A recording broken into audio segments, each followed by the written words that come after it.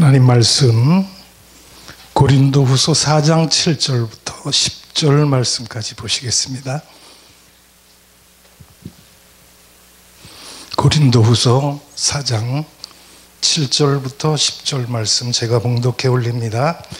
우리가 이 보배를 질그릇에 가졌으니 이는 심히 큰 능력은 하나님께 있고 우리에게 있지 아니함을 알게 하려 함이라. 우리가 사방으로 우겨쌈을 당하여도 쌓이지 아니하며 답답한 일을 당하여도 낙심하지 아니하며 박해를 받아도 버림받지 아니하며 거꾸로 뜨림을 당하여도 망하지 아니하고 우리가 항상 예수의 죽음을 몸에 짊어짐은 예수의 생명이 또한 우리 몸에 나타나게 하려 함이라. 아멘. 저는 오늘 봉독해드린 이 말씀 가지고 7절 말씀을 중심해서 우리가 이 질그릇의 보배를 가졌으니 라는 말씀을 인용해서 예수님은 나의 보배, 나는 질그릇, 이런 제목으로 함께 은혜를 나누려고 합니다. 제 고향이 강원도 시골인데 어렸을 때 학교를 다니다 보니까 그 학교 옆에 옹기 공장이 있었습니다. 여러분, 옛날에는 옹기 그릇들을 많이 사용을 했지요.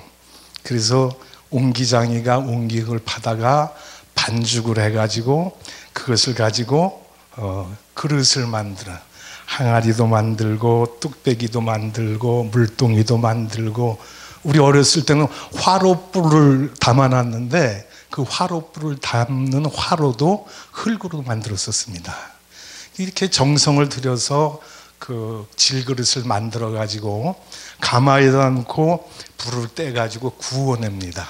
그래서 그 구워낸 흙을 가지고 그릇을 가지고 거기다가 유약을 바르고 재벌 또 구워 가지고 그릇을 완성해 만들어 냅니다.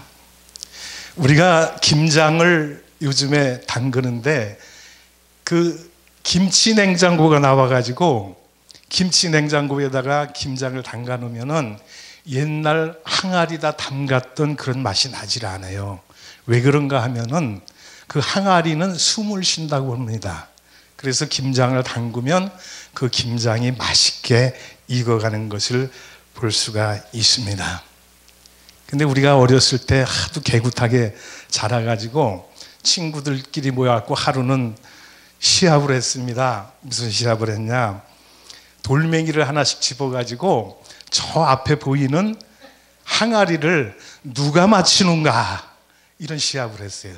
그래서 제 앞서서 여러 친구들이 돌멩이를 가지고 항아리를 향해서 힘껏 던졌습니다. 그런데 몇 명이 던졌는데 다 꽝이야. 못 맞췄어. 다음에는 제 차례가 됐어요. 그래서 돌멩이를 하나 딱 집어가지고 항아리를 향해서 세게 던져버렸어요. 맞았을까요? 안 맞았을까요? 쨍그랑 하면서 그 항아리가 깨지는데, 문제는 항아리 속에 간장이 들어있었던 거예요. 된장이나 고추장이 들어있으면 항아리가 깨져도 흙이 묻은 부분은 이렇게 골라내고 다시 사용해 먹을 수가 있는데, 야, 간장이 깨져버리니까 한순간에 다 흘러버리는 거야. 그래서 아주 진짜 태어나서 처음으로 호되게 혼난 기억이 있습니다. 한 번은 이 항아리를 깨놓고 겁이 나가지고 엄마 아빠를 피해가지고 막 다니는데, 엄마 아빠가 붙잡아가지고 야단을 치고 나서 그 항아리 깨진 거를 갖다가 버리는데, 여러분, 항아리 깨진 것을 집 근처에다 버리지 않잖아요. 멀리 아이들의 손이 닿지 않는 그 산 속에다가 발길이 뜸한 곳에다 갖다 버려요. 왜 그런가 했더니 이 질그릇이 깨지면은 깨진 부분이 날카로워 가지고 아이들이 그거를 가지고 소꿉장난을 하고 막 놀다 보면은 손을 다치기도 하고 피가 나기도 하고, 그래가지고 아버지가 깨진 항아리를 지게에다 짊어져 가지고 산에 멀리 가고 버리는 모습을 보았습니다. 근데 우리는요, 이 질그릇이 깨진 거를 가지고 와서 돌멩이에다 올려놓고 돌멩이로 이렇게 다듬습니다. 왜 다듬느냐? 시골에서 누에 꼬치를 치지 않습니까? 누에 꼬치를 치니까 누에가 3년이 지나면 하얀 집을 짓는데, 그것을 하나 따다가 가위로 반을 자르고 그 다음에 그 가위 자른 부분에다가 무엇을 넣냐 하면은 질그릇을 잘라가지고 그것을 다듬어서 거기다 끼워가지고 집어 던지면 그게 무엇이 됩니까? 오뚜기가 됩니다. 오뚜기. 옛날에 장난감이 없는 시대에는 우리가 그 오뚜기를 가지고 장난을 하고 놀았어요. 그래서 오뚜기를 만들어서 오뚜기를 땅에다 집어 던지면 이 오뚜기가 팔딱 일어나요. 그래서 재미있잖아. 신기하잖아. 그럼 또 집어서 던져요. 그럼 또 일어나요. 신기해요. 그럼 이번에는 발로도 한번 빵 차봤어요. 그랬더니 이 오뚜기가 저만큼 나가 떨어지더니 거기에 누워있을 줄 알았는데 거기서 또 일어나더라고. 그래서 왜 오뚜기가 일어날까 하니까 오뚜기 속에는 무게 중심추가 있기 때문이라는 거예요. 그 무게 중심추가 뭡니까? 질그릇 깨진 거를 거기다 끼워놨기 때문에 오뚜기는 집어던져도 또 일어나고 집어던져도 또 일어나고 발로 차도 일어나고 계속해서 넘어진 것이 일어나더라, 그런 얘기입니다. 그래서 저는 이 말씀을 우리 신앙생활에다가 연결시켜서 이렇게 생각을 해봤어요. 우리 삶 속에 무게중심이 예수 그리스도가 될 때에 우리는 넘어져도 일어설 수가 있다는 것입니다. 무게중심이 예수 그리스도에 있지 아니하고 우리의 인생에 대한 것, 우리의 겉모습이라든가 우리의 다른 것들에 있다면은 넘어지면 일어날 수가 없어요.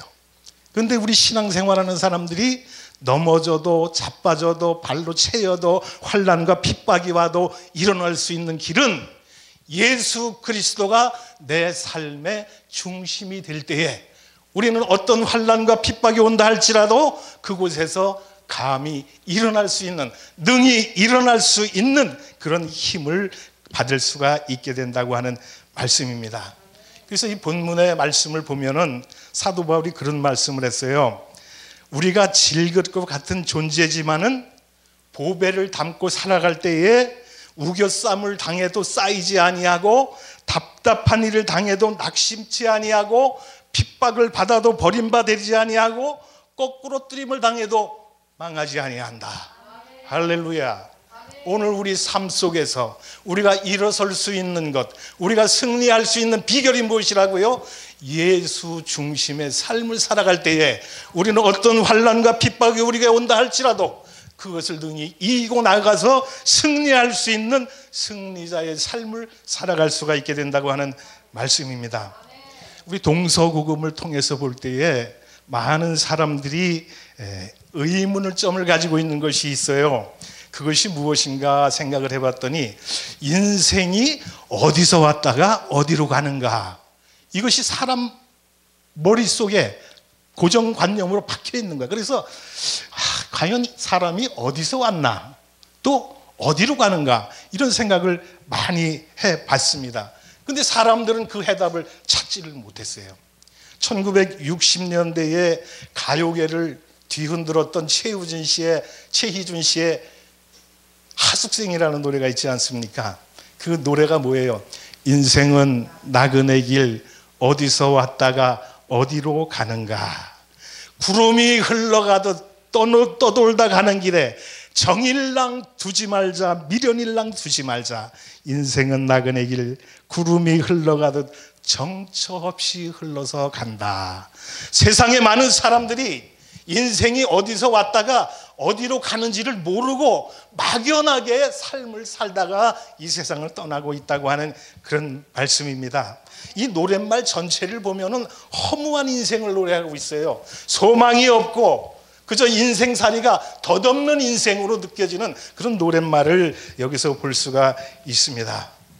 그런데 저와 여러분, 우리 믿는 하나님의 그리스도인의 백성들은 어떻습니까? 인생이 어디서 왔다가 어떻게 살아야 되고 어디로 가는가를 확실하게 알고 있기 때문에 세상 사람들과는 구별된 거예요. 차별된 거예요. 그래서 우리가 성도라고 하지 않습니까? 구별된 사람이라는 뜻이에요. 왜? 우리가 어디서 왔다가 어디로 가는지를 알기 때문에 그렇다는 얘기예요. 우리 본문 말씀에 보면은 사도 바울이 이런 말씀을 하지 않습니까? 우리가 이 보배를 질그릇에 가졌으니, 보배가 누구를 말합니까? 예수 그리스도를 말하고, 질그릇은 누구를 말합니까? 우리를 말한다 그런 얘기입니다. 질그릇이라고 하는 것은 깨지면 아무런 가치가 없는 거예요.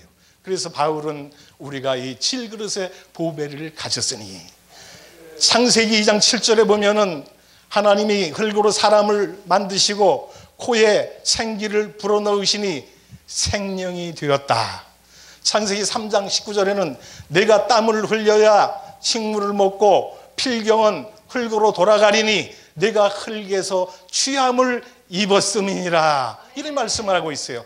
저와 여러분의 그 원천은 어디서부터 왔느냐? 흙에서 왔다는 거예요. 흙으로 만들어진 우리 존재인데, 이 흙으로 된 존재 속에 바울 사도가 얘기하듯이 보배를 담아주셨다는 거예요. 예수 그리스도를 우리에게 주셨다는 거예요. 그렇기 때문에 우리에게는 희망이 넘치고 우리의 삶 속에는 소망이 넘친다, 그런 얘기입니다. 창세기에서 하나님이 이미 사람은 흙에서 왔다고 말씀을 했고, 바울 사도도 우리를 질그릇에 비유를 하고 있는데, 질그릇이라고 하는 것은 깨지기 전에는 참 가치가 있어요. 간장도 담그고 김치도 담그고 뚝배기 만들어서 맛있는 찌개도 끓여 먹고 막 그러는데 깨져버리니까 아무 쓸모가 없더라. 제가 젊었을 때에 청평에서 목회를 할 때에 우리 교회 성도님이 4분이 소천을 하셨어요. 전도사 때인데 담임 목회를 하면서 성도가 돌아가시니까 어떻게, 제가 다 입관하고 발인하고 하관 예배 드리고 이렇게 다 해드렸어요. 한 분이, 그 선산이 강원도 철원이야. 그래서 장의사 버스를 불러갖고 철원까지 가서 장례를 치르고 돌아오는 길에 버스 안에서 저는 곰곰이 생각을 해봤습니다. 사람이 과연 무엇일까? 최희준 씨가 노래했듯이 인생은 나그네 길이고, 나그네는 출발지가 있으면 목적지가 있는 것 아닙니까? 출발을 해서 목적지까지 가야 되는데 우리는 지금 나그네 길을 가고 있습니다. 우리의 목적지는 어디입니까? 하늘나라라는 거예요. 근데 세상 사람들은 그거 모르기 때문에 허무한 삶을 살아가고 있다고 하는 그런 말씀입니다. 전도서 기자는 이런 말을 했습니다. 전도서 1장 2절과 3절에 전도자가 이르되 헛되고 헛되며 헛되고 헛되니 모든 것이 헛되도다. 해 아래서 수고하는 모든 수고가 사람에게 무엇이 유익한가? 우리가 해 아래서 수고하는 수고는 유익한 것이 없다는 얘기입니다. 이 말씀은 무슨 말씀입니까? 세상의 삶이라고 하는 것은 유익이 없다는 얘기입니다. 그러나 이런 세상에 살아가는 우리들에게 예수 그리스도의 보배를 주셨기 때문에 우리에게는 소망이 있는 거예요. 유익이 있는 거예요. 하늘나라에 들어갈 수 있는 하나님의 자녀로서의 그 축복을 누리며 살아갈 수가 있다고 하는 말씀입니다. 바울은 그래서 칠그릇과 같은 우리 속에 보배를 담아주셨다. 보배 대신 예수를 모시고 사는 저와 여러분은 소망이 넘칩니다. 하늘나라를 우리가 소망하며 나갈 수 있게 된다는 말씀인 것입니다. 보배라고 하는 것이 무엇입니까?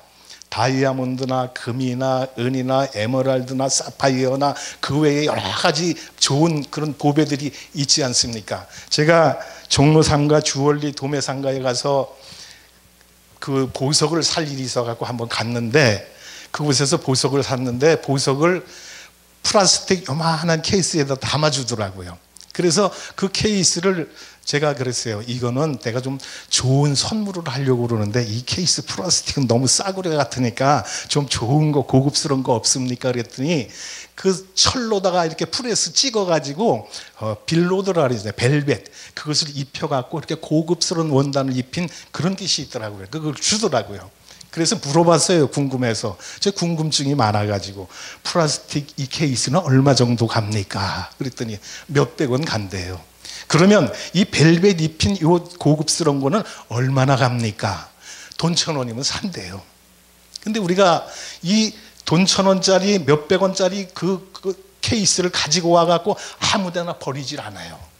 그것을 가지고 오면은 집에 금고가 있는 사람은 금고에다 보관을 하든가, 금고가 없는 집에서는 이불장에다가 집어넣어갖고 도둑이 와갖고 훔쳐가지 못하게 잘 숨겨놓은 것을 봤어요.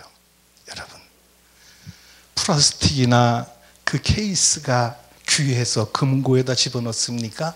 아니잖아요. 그 속에 무엇이 있기 때문에? 보배가 들어있기 때문에. 오늘 저와 여러분, 질그릇과 같은 우리 하찮은 인재이지만 하나님이 우리를 귀하게 여겨주시는 것, 우리를 귀한 존재로 인정해 주시는 것이 무엇이라고요? 그리스도가 우리에게 있기 때문이라는 거예요. 보배 되신 예수님이 우리 속에 계시기 때문에 우리는 하나님 앞에 귀한 존재로 이렇게 나타날 수가 있게 된다고 하는 말씀입니다. 그러면 보배를 주신 목적이 무엇입니까? 본문 10절과 11절에 이렇게 말씀을 합니다. 우리가 항상 예수의 죽음을 몸에 짊어짐은 예수의 생명이 또한 우리 몸에 나타나게 하려 함이라. 우리가 살아있는 자가 항상 예수를 위하여 죽음에 넘겨짐은 예수의 생명이 또한 우리 죽을 육체에 나타나게 하려 함이라. 아멘. 예수의 생명이 나타나게 하기 위해서 우리에게 보배 되신 예수를 주셨다는 것입니다. 그렇기 때문에 우리는 우리 삶 속에서 누구를 나타내야 돼요? 예수를 나타내야 되는 거. 보배 되신 예수님을 우리 삶 속에서 나타내야 우리가 그리스도인으로서의 삶을 살아갈 수가 있다고 자부할 수 있게 된다고 하는 말씀인 것입니다. 보배를 주신 목적이 무엇이라고요? 예수의 생명이 우리에게서 나타나게 하려 함이라. 저와 여러분, 우리 모두는 우리의 삶 속에서, 우리의 언행심사 속에서 항상 예수가 나타나야 될 줄로 믿습니다. 겉모습으로는 주일날 교회를 잘 나오고 열심히 신앙생활하는 것 같은데 그 속에 그 예수 그리스도의 보배가 있지 않다고 한다면은 그건 껍데기에 불과한 것이다, 그런 얘기입니다. 껍데기는 아무 쓸모가 없어요. 깨지면 흙으로 돌아갈 수밖에 없는, 한 줌의 흙으로 돌아갈 수밖에 없는 무가치한 존재인데 우리 속에다가 보배 되신 예수님을 주셨기 때문에 우리는 귀한 거예요. 제가 귀합니다. 여러분도 귀합니다. 이 방송을 듣는 모든 분들이 다 귀하게 여김을 받을 수가 있게 된다고 하는 말씀인 것입니다. 그래서 바울은 사도행전 20장 24절에 나의 달려갈 길과 주 예수께 받은 사명 곧 하나님의 은혜의 복음을 전하려 하면은 나의 생명을 조금도 귀한 것으로 여기지 아니하노라. 예수 그리스도를 모시고 살아가는 자의 고백이라고 하는 말씀인 것입니다. 갈라디아서 2장 20절에서는 이렇게 얘기합니다. 내가 그리스도와 함께 십자가에 못 박혔느니 그런즉 이제는 내가 산 것이 아니요 오직 내 안에 그리스도께서 사신 것이라. 내가 이제 육체 가운데 사는 것은 나를 사랑하사 나를 위하여 자기 몸을 버리신 하나님의 아들을 믿는 믿음 안에서 사는 것이라. 이런 고백을 합니다. 고린도전서 15장 30절과 30절에는 형제들아 내가 그리스도 예수 우리 주 안에서 가진 바 너희에 대한 나의 자랑을 두고 단언하노니 나는 날마다 죽노라. 내가 왜 죽어야 됩니까? 예수를 나타내기 위해서 죽어야 된다는 것이요. 내가 죽지 않고 내가 교만이 꺾이지 아니하고 내 고집이 죽지 않고 내 생각 내 뜻대로 살아가면 예수가 나타날 수가 없기 때문에 우리는 죽어야 된다는 거예요. 내 고집을 꺾어야 된다는 거예요. 내 교만을 버려야 된다고 하는 말씀인 것입니다. 그래서 바울은 나는 날마다 죽노라 이런 생각을 말씀을 했습니다. 여러분, 우리가 왜 날마다 죽어야 할까요? 우리가 죽어야 살아나는 역사가 있습니다. 예수님이 십자가에 돌아가셨기 때문에 부활의 영광이 주어졌다는 것이에요. 예수님이 십자가에 고난이 없었으면 부활의 영광이 주어질 수가 없다는 말씀인 것입니다. 예수님과 같이 오늘 우리도 죽어야 될 줄로 믿습니다. 우리의 육체를 죽이고 내 교만을 죽이고 내 생각을 죽이고 내 아집을 죽이고 모든 것을 다 포기하고 버릴 때에 우리 삶 속에서 예수 그리스도 보배가 나타나게 되는 줄로 믿습니다. 그러면 보배를 가진 자에게 주어지는 축복이 무엇입니까? 사방으로 우겨쌈을 당해도 쌓이지 않는다. 보배를 모시고 사는 사람에게는 사방으로 우겨쌈을 쌓여도 쌓이지를 않는다, 그런 얘기가 있어요. 열왕기하 6장 8절에 보면은 도단성에 갇힌 엘리사에 대한 기록이 나오지 않습니까? 엘리사가 도단성에 갇혀 있는데 아람 왕이 신하들을 불러놓고 물어봅니다. 아니, 이스라엘 나라는 어떻게 내가 전쟁을 해서 쳐들어가려고 그러면은 어떻게 알고 미리 방비를 하느냐, 이렇게 얘기를 하면서 우리 중에 첩자가 있지 않느냐 이렇게 물어봤어요. 그랬더니 신하들이 뭐라 그랬어요? 왕이여, 첩자가 있는 것이 아니라 이스라엘 나라에는 선지자 엘리사가 있는데 그 엘리사는 왕이 침상에서 말하는 그 말까지 다 알고 있습니다. 그래서 우리가 전쟁을 해서 쳐들어가려고 그러면은 다 미리 방비를 하고 있습니다. 그 얘기를 했어요. 그때 아람 왕이 엘리사를 잡아야 되겠다, 죽여야 되겠다, 이런 각오를 가지고 도단성에 있는 엘리사를 잡으려고 포위를 하게 되었습니다. 그때에 아침에 나와서 게하시가 보니까 아람 군대가 도단성을 겹겹이 에워싸고 포위하고 있는 모습을 보았습니다. 11절에 보니까 아람 왕이 그의 신복을 불러 이르되 우리 중에 누가 이스라엘 왕과 내통하는 것을 내게 말하지 아니하느냐, 이런 얘기를 했어요. 그리고 12절에 우리 주 왕이여, 아니로소이다. 오직 이스라엘의 선지자 엘리사가 왕이 침실에서 하신 말씀을 이스라엘 왕에게 고하나이다. 이 말을 들은 아람 왕이 엘리사를 잡으러 갔는데 게하시가 나와 보니까 아람 군대가 도단성을 겹겹이 포위를 하고 있어요. 그래서 16절 말씀해 보니까 대답하되 두려워하지 말라, 우리와 함께한 자가 그들과 함께한 자보다 많으니라. 엘리사가 게하시에게 얘기를 합니다. 그리고 17절에 또 뭐라고 합니까? 기도하여 이르되 여호와여, 원하건대 그의 눈을 열어서 보게 하옵소서 하니 여호와께서 그 청년의 눈을 여심해 그가 보니 불말과 불병거가 산에 가득하여 엘리사를 둘렀더라. 할렐루야, 할렐루야. 보배를 가진 자에게 하나님께서 함께 하신다는 거예요. 보호해 주신다고 하는 말씀인 것입니다. 오늘 우리가 예수 그리스도를 모시고 살면 우리를 애워싸는 우겨싸는 무리가 있다 할지라도 하나님께서 하늘의 천군과 천사를 보내서 우리를 호위해 주시고 우리를 지켜주시고 인도해 주신다고 하는 말씀인 것입니다. 그 다음에 보배를 가진 자에게 주시는 축복이 본문에서 답답한 일을 당해도 낙심치 않는다, 이렇게 말씀을 했습니다. 열왕기하 4장에 보면은 엘리사의 생도의 아내가 엘리사의 생도가 죽고 나서 빚을 많이 졌어요. 그래서 여기저기 돈을 빌려다가 생활비를 하려고 살아야 되니까 빌려다 돈을. 근데 남편이 죽고 나서 그걸 갚지 못하니까 채주가 와서 두 아들을 종으로 끌어가려고 그래. 그때에 엘리사의 생도의 아내가 같은 방법을 써서 돈을 갚으려고 노력을 했지만 갚을 길이 전혀 없으니까 마지막으로 찾아간 것이 엘리사 선생을 찾아갔습니다. 그리고 엘리사 선생에게, 선생님, 당신의 그 제자 우리 남편이 죽지 않았습니까? 그래서 빚을 갚지 못하고 죽었기 때문에 내 두 아들을 지금 종으로 끌려갈 이런 위기에 놓여 있는데 어떻게 하면 좋겠습니까? 그때 엘리사가 뭐라 했습니까? 너는 두 아들을 데리고 가서 그릇을 빌려와라. 빌릴 수 있는 대로 많이 빌려다 와라. 그리고 네가 가지고 있는 것이 무엇이냐? 기름 한 병 외에는 없습니다. 그러면 그 기름을 그릇에다가 따라라. 그런데 놀라운 기적이 일어나지 않습니까? 빈 그릇마다 그 기름을 부으니까 그치지를 않는 거야.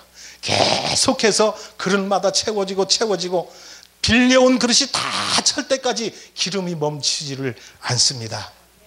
그래서 아들에게 또 그릇이 없느냐 물어보니까 이제 빌려온 그릇이 하나도 없나이다. 그 말을 할 때에 그 병에서 기름 나오는 것이 멈췄다고 했습니다. 이런 일을 경험하고 나서 엘리사의 생도의 아내가 엘리사를 찾아가서 그러지 않습니까? 선생님이요, 선생님이 지시하는 대로 다 했더니 이렇게 기름이 많이 넘쳤습니다. 이제 어떻게 할까요? 그랬더니 엘리사가 그 생도의 아내에게 뭐라 그랬습니까? 너는 가서 그 기름을 팔아서 빚을 갚고 남는 것은 내 두 아들과 생활비로 써라. 할렐루야. 해결이 됐어. 문제가 풀렸어요. 우리 삶 속에 어려움이 있고 우리가 해결할 수 없는 그런 문제가 있을 때 하나님의 종을 찾아가서 그 해결책을 받으면 하나님은 우리에게 이런 축복을 주신다는 거예요. 우리가 두려움을, 애워싸움을 당하고 또 어려운 상황 가운데 있다 할지라도 하나님은 우리를 버려두지를 않는다고 하는 말씀이요, 하나님 인도해 주신다고 하는 말씀인 것입니다. 그 다음에 세 번째로 주시는 핍박을 당해도 망하지 아니한다, 버림받지 아니한다, 이렇게 말씀을 했습니다. 3.1절이 며칠 뒤에 다가왔는데 일제시대 때 그 신사참배를 거부하고 독립을 운동했던 많은 애국 지사들이 있는데 그들은 결국은 육체는 다 이 세상을 떠나갔지만 그들의 그 사상과 그들의 그 애국호는 아직까지 꺼지지 않고 우리 민족의 가슴 속에 내려오고 있지 않습니까? 우리가 핍박을 당하고 아무리 어려움을 당한다 할지라도 우리가 예수 그리스도의 보배를 모시고 신사참배를 거부하고 예수의 믿음에 대한 절개를 지키려고 노력을 한다면 하나님 우리를 지켜주신다는 거예요. 보여해 주신다고 하는 그런 말씀인 것입니다. 안중근 의사가 하얼빈역에서 이토 히로부미를 권총으로 사살하고 나서 경찰에 체포되었습니다. 그리고 그가 사형되기 직전에 그의 어머니가 안중근 의사에게 편지를 써서 보냈어요. 그 내용이 뭡니까? 너는 옳은 일을 하고 받은 형이니 비겁하게 삶을 구하지 말고 떳떳하게 죽는 것이 어미에 대한 효도이다. 어미는 살아서 너와 상봉하기를 기망하지 않노라. 내가 만약 늙은 어미보다 먼저 죽는 것을 불효라 생각한다면 이 어미는 웃음거리가 될 것이다. 너의 죽음은 너 한 사람의 것이 아니라 조선인 전체의 공분을 짊어지고 있는 것이다. 내가 항소를 한다면 그것은 일본인에게 목숨을 구걸하는 것일 것이다. 내가 나라를 위해 이에 이른즉 망설이지 말고 과감하게 죽어라, 이런 말씀을 했어요. 그가 육체는 형장의 이슬로 사라졌지만 그의 혼이 오늘 우리 민족 가운데 지금 애국 정신으로 이어지고 있지 않습니까? 우리가 예수 그리스도의 보배를 마음속에 모시고 살면 우리의 육체는 한 줌의 흙으로 돌아갈지 모르지만 우리 속에 담아있는 보배 되신 예수 그리스도의 정신은 우리 속에 살아서 역사하고 그 믿음은 후손들에게 이어진다고 하는 말씀입니다. 그 다음에 네 번째로 주시는 축복이 무엇입니까? 거꾸로 뜨림을 당해도 망하지 아니한다. 거꾸로 뜨림을 당해도 망하지 아니한다. 제가 사업을 한때 하다가 부도가 났어요. 그래가지고 파산을 하기 전에는 은행권에서 매일 전화가 오더라고요. 전화가 와가지고 빚 갚으라고 막 그래요. 생각도 못해서 한 것이 뭐냐, 법원에 가서 파산 신고를 했어요. 파산 신청을 하고 나니까 한 1년여가 지나고 나니까 면책이 주어지더라고요. 면책이 무엇입니까? 지금까지 지은 모든 빚은 다 없이 해준다는 거야. 제로로 해준다는 거야. 그래서 파산 선고를 받고 나니까 전화가 안 와버려요. 저는 이 핸드폰 소리만 울리면은 가슴이 쫙 흐릅니다. 오늘은 또 누가 빚 갚으라고 전화를 했는가. 전화 받는 게 두렵고 또 우체부가 맨날 오면은 또 법원에서 무슨 또 빚 갚으라고 또 무슨 등기를 가지고 왔는가. 겁이 나는 거야. 가슴이 덜컹덜컹 내려앉는 거예요. 옛날에 총각 때에는 전화 오는 게 기다려지고 편지 오는 게 기다려지고 사랑하는 애인한테서 그런 것이 날마다 기다려졌는데 파산을 하고 나니까 막 빚을 지고 부도가 나고 나니까 그게 겁이 나는 거야. 근데 파산 신고를 해서 면책이 주으니까 싹 그게 없어지더라고요. 제가 왜 이 말씀을 드립니까? 오늘 우리는 죄 아래 있는 몸들입니다. 사탄의 권세 아래서 영원히 죽을 수밖에 없는 그런 존재였지만은 예수 그리스도께서 우리의 죄를 면책해 주시러 오셨고, 그 예수 그리스도를 우리 속에 모시고 살면 우리는 자유함을 얻고 해방을 얻고 죄에서 노임을 받고 영원한 하나님을 사명하며 소망하며 나갈 수 있는 길이 주어진다고 하는 그런 말씀인 것입니다. 이 시간 세계로 열린 축복 방송을 시청하시는 애청자 여러분, 여러분 지금 어떤 고통 가운데 있습니까? 여러분 마음속에 보배 되신 예수 그리스도를 모시고 살아가시기를 축복합니다. 그리하면 여러분이 지금 처해 있는 현실이 어떻다 할지라도, 힘들다 할지라도, 내가 이 고통 가운데서 벗어날 수 없는 그러한 극한 상황에 놓였다 할지라도 예수님은 우리가 피할 길을 열어주시고 살 길을 주신다고 하는 말씀이에요. 이것이 보배를 모시고 살아가는 사람에게 주어지는 하나님의 축복이라고 하는 말씀인 것입니다. 여러분, 우리 모두, 이 방송을 듣는 애청자 여러분 모두는 예수 그리스도를 보배로 모시고 삶으로 말미암아 오늘 본문에서 우리에게 주시는 이런 축복을 누리며 살아가는 모든 하나님의 축복의 자녀가 되기를 예수님의 이름으로 축복을 드립니다.